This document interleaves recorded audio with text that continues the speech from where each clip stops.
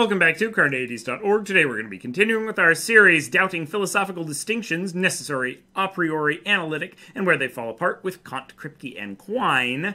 In this video we're going to be looking at Kant's synthetic a priori judgments.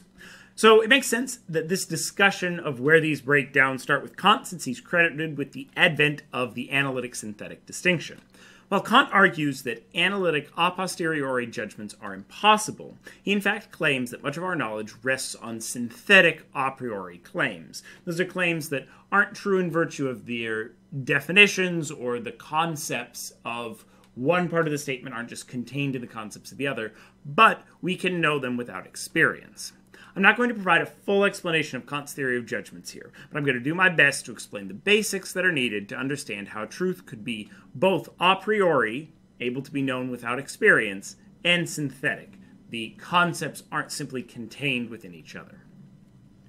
First, though, we need to look at Kant's transcendental arguments. We recently did a video on these, so check that one out for a more in-depth explanation. The basic form argues that some claims about the world must be true given some features of our human mental states. For example, we might claim that since we have knowledge, a mental state, we cannot be in a skeptical scenario. Or since we have particular beliefs or situations that are going in our mind, we can conclude certain things about the world. Now, as a skeptic, I'm deeply skeptical of these things. If you want to see some of the explanations of why transcendental arguments might be problematic, check out my video on them. But for now, we're just going to take those as the background that Kant is using to sustain some of these ideas. Now, Kant's synthetic a priori judgments are those which are necessarily implied by human existence and particular mental states. They are a priori in that we do not need information about the world to know they are true.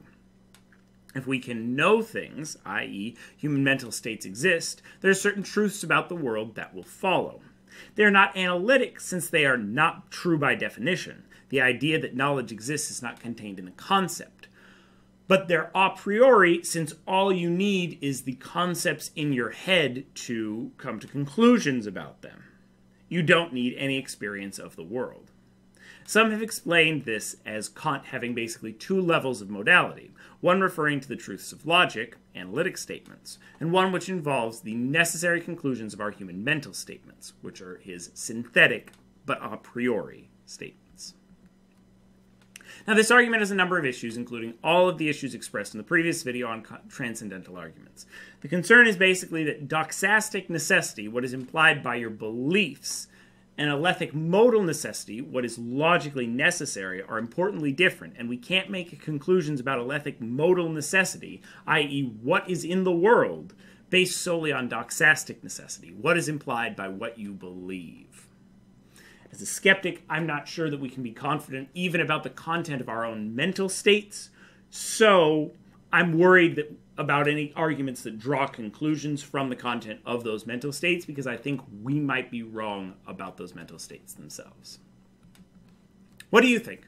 Are there a priori synthetic truths in the way that Kant envisioned them? What about using some other explanation if you're distrustful of Kant's explanation, but you still think that they're out there? How would you explain a priori synthetic truths, or do you think we should just throw them out and say that if something's a priori, it's got to be analytic?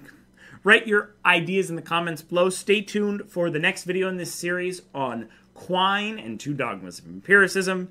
Watch this video and more here at Carneades.org, and stay skeptical, everybody.